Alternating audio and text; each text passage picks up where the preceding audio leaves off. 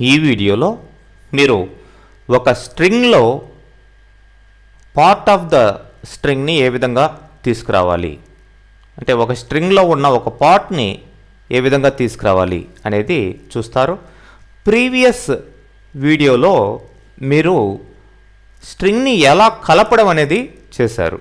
One or more స్ట్రింగ్స్ని concatenate చేసి ఏ విధంగా add చేసి చూపించాలి అనేది. ఇప్పుడు అట్లా కాకుండా ఒక స్ట్రింగ్లో ఉన్న పార్ట్స్ని, డిఫరెంట్ పార్ట్స్ని ఏ విధంగా తీసుకోవాలి, లేదంటే ఒక స్ట్రింగ్ని ఏ విధంగా విడగొట్టాలి అనేది చూస్తాం. మరి మీకు ఒక ఎగ్జాంపుల్ ఫైల్ ఉంది. చాప్టర్ 5లో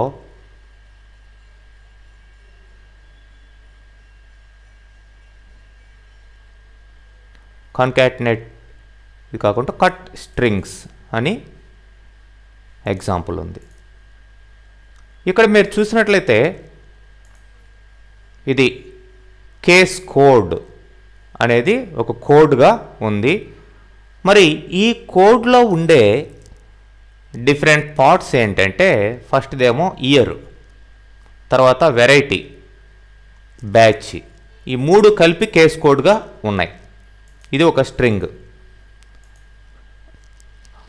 2010 అనేది ఇయర్, L9 అనేది వెరైటీ, 300 అనేది బ్యాచ్. మరి ఈ మూడిటిని విడగొట్టాలి అంటే మనం ఈ విధంగా చూడండి, కేస్ ఇయర్ అనే ఒక ఫంక్షన్ రాసాం, అట్లానే ఆయిల్ టైప్ అని ఇంకొక ఫంక్షన్ రాసాం, అట్లానే బ్యాచ్ నెంబర్ అనే ఒక ఫంక్షన్ రాసాం. ఈ మూడు ఫంక్షన్స్ని అక్కడ ఏ సెల్లోకి మీరు వాల్యూస్ని తీసుకురావాలో ఆ సెల్లోకి వెళ్ళి అప్లై చేస్తే వస్తుంది. So str lookin as string. So ఇది పారామీటర్ అన్నమాట. ఏ స్ట్రింగ్లో చూడాలో ఆ స్ట్రింగ్ని తీసుకోవాలి. మరి year, case year equal to left, అంటే ఈ స్ట్రింగ్ మనం ఏదైతే ఇచ్చామో దాంట్లో ఉన్న left comma left str lookin comma 4, అంటే ఆ స్ట్రింగ్లో లెఫ్ట్ సైడ్ ఉన్న 4 క్యారెక్టర్స్. సో ఇక్కడ ఫంక్షన్ ఏంటి, కేస్ ఇయర్ కదా. చూడండి ఇక్కడ equal to case year, already అక్కడ రాస్తున్నాం కాబట్టి ఆటోమేటిక్గా హింట్ కూడా వస్తుంది ఇక్కడ, కేస్ ఇయర్. ఓకే, ఫస్ట్ ఏంటి, ఫస్ట్ పారామీటర్ ఏంటి, ఇది A2, అంటే ఏ స్ట్రింగ్లో అయితే మీరు తీసుకోవాలో ఇయర్ని ఆ స్ట్రింగ్ A2లో A2 అనే సెల్లో ఉంది. దాంట్లో ఎన్ని 4 క్యారెక్టర్స్ ఇవ్వాల్సిన అవసరం కూడా లేదు, ఎందుకంటే 4 క్యారెక్టర్స్ లోపల లెఫ్ట్ అనే ఫంక్షన్ ద్వారా ఇచ్చాం. మనం స్ట్రింగ్ ఇస్తే సరిపోతుంది. ఎంటర్ ప్రెస్ చేద్దాం. ఓకే, ఇక మీరు equal to case year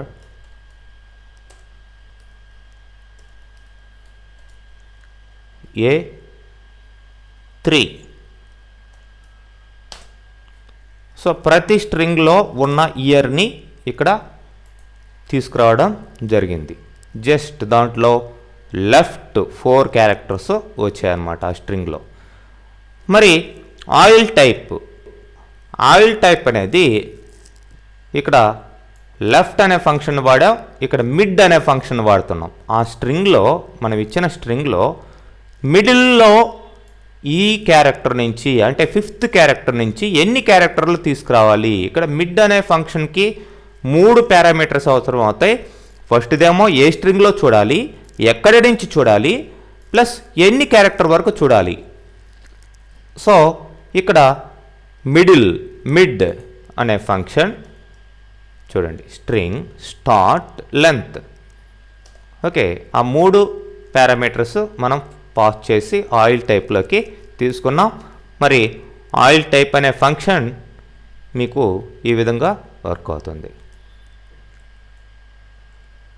equal to OIL TYP PE ఏంటది A2 అనే స్ట్రింగ్లో, అంటే A2లో ఉన్న స్ట్రింగ్లో ఎంటర్ ప్రెస్ చేయండి.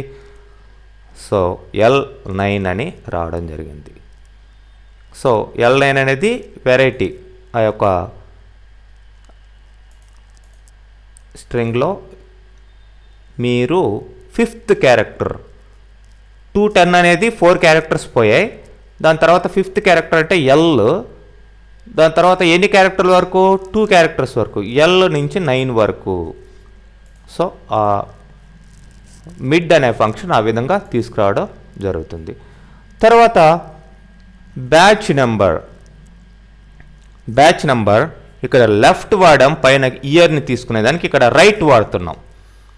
లెఫ్ట్, రైట్, మిడిల్ ఈ 3 ఫంక్షన్స్ కూడా మీకు స్ట్రింగ్లో ఉన్న పార్ట్స్ని డివైడ్ చేసేదానికి యూజ్ అవుతాయి, తీసుకొచ్చేదానికి, రిటర్న్ చేసేదానికి. So batch number equal to ఏమిచ్చాం, ఈ స్ట్రింగ్లో రైట్ సైడ్ 3 క్యారెక్టర్స్ తీసుకురమ్మని ఇచ్చాం. సో ఈక్వల్ టు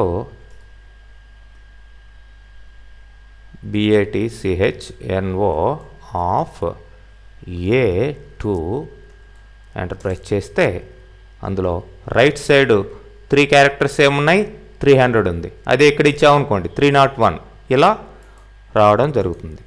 సో ఆ విధంగా ఒక స్ట్రింగ్లో ఉన్న పార్ట్స్ని మనం డివైడ్ చేసి తీసుకురావచ్చు. ఓకే.